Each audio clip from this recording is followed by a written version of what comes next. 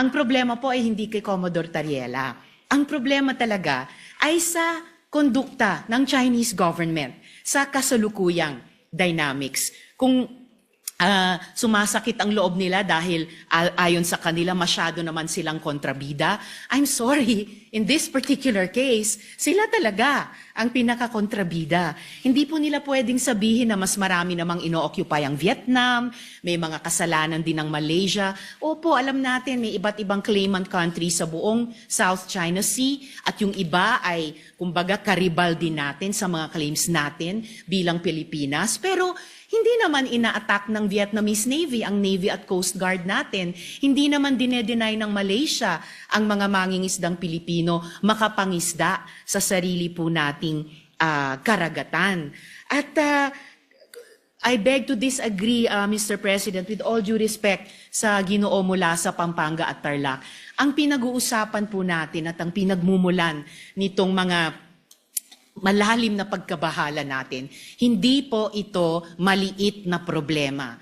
Napakalaking problema po nito. Isa sa malaking problema natin sa ngayon. At ayaw nating magpanic, ayaw nating mag-misinterpret. Pero saan ba nagsisimula ang maaring ikatakot? Saan ba nagsisimula ang hindi lang maaring, kundi nagigit talagang pagmumulan ng hindi pagkakaintindi?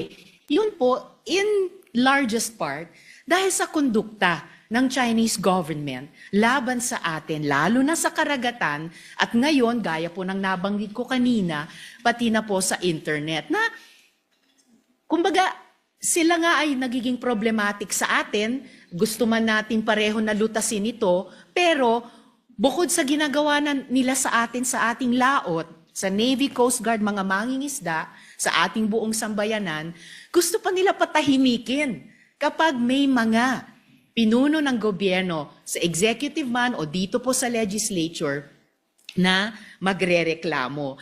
Ang tawag ko po dyan, Mr. President, sa ugali ng Chinese government, gaslighting.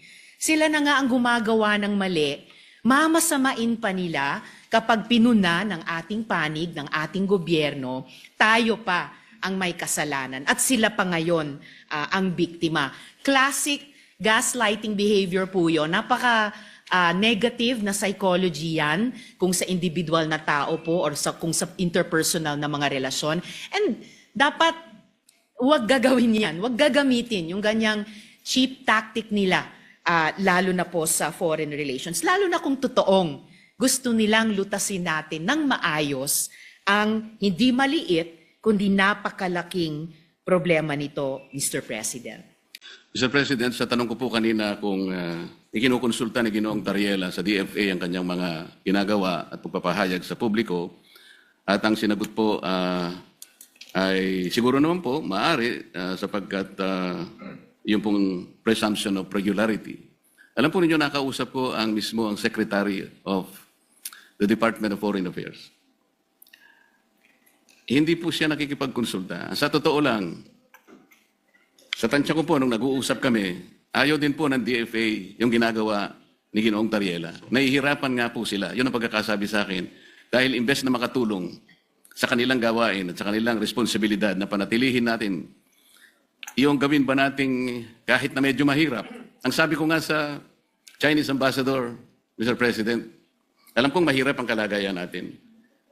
Pero kung papayag ka na, ikaw baka ako naniniwala na pwede tayong magsimula na ang lahat ng isipin natin, lahat ng gawin natin ay mga bagay na pwede natin pagkaintindihan. Pwede tayong magkasundo. Doon tayo mauna. Iyon ba naniniwala ka? Naniniwala po sila, Mr. President. Kapag nagsimula tayo sa mga bagay na pwede natin pagkasunduan, halimbawa, sabi ko, yun na lamang ka akong mga isda. Alam ko, ako, ang isda. Walang may-ari niyan. Common yan eh. Diyan pwede natin pagumpisahan sa pamagitan ng traditional fishing rights. Sapagkat yung prinsipyo niyan, sabi kong ganyan, although it is covered by international law, hindi ka ako pinag-uusapan dyan ng teritoryo. Kasi kapag ka ang pag-uusapan, napunta na sa teritoryo, problematic na eh. Pero pag-usapan muna natin ang mga isda. Sabi ko sa kanya, Sir President, nagawa ninyo sa Vietnam, nagkaroon kayo ng gulo dyan. Pero bakit nyo nagawa? Nagkaroon kayo ng agreement. Napartisyon nyo ang isang sukat ng karagatan. doon sa Tonkin Gulf sa Vietnam. Nakagawa rin kayo ng ganyang klaseng pag-uusap at kontrata sa pagitan ng inyong bansa at ng Vietnam. Tungkol sa isda rin. At kahit maigting ang labanan ninyo sa pagitan ng Japan at ang bansa ninyo, nagawa nyo rin sa Japan. Ibig ko sabihin, meron tatlong pangyayari dito sa panig ng ating mundo na nagawa nating ayusin kahit isda lang ang pinag-umpisahan natin. Hindi ba natin pwedeng gawin dito sa ating bansa? Sabi niya, pwede. Kaya lang, pakaiwasan naman natin itong ganito kasi, sabi niya. Kami naman nakahanda naman kami. At alam ko, Mr. President, nabasa ko sa dyaryo kaninang umaga, 17 yata sa ating mga fishermen ang kanilang sinalba. Mga bagay na pwede naman natin pasalamatan din sila. Kasi po kung... Ako po, ayoko din ang ginagawa nila. At sinabi ko rin naman sa kanya ng harapan.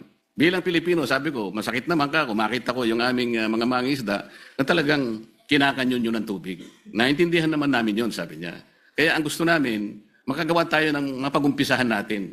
Ngayon, kung halimbawa si Commodore Tariela, habang nag-uusap tayo, nagpapakita ng ganitong mga memes at saka yung mga caricatures na negatibo, Mr. President, hindi po nakakatulong eh. So ano po ba yung ating moving forward? Wala na ba tayong gagawin kundi puro patutsadahan na lang? Hindi po makakabuti sa pagitan ng dalawang bansa natin. Kaya lang naman po ako tumayo para imungkahi ang ilang bagay-bagay sana na makakatulong. Maaring mahirap po sa umpisa. Ang imumungkahi ko nga po sana, Mr. President, kung meron po tayong panahon sa ating mga committee hearings, imbitahan po natin ang Coast Guard, ang Department of Foreign Affairs, at kung sino po ang may kinalaman dito sa West Philippine Sea, o kung tawagin po natin ay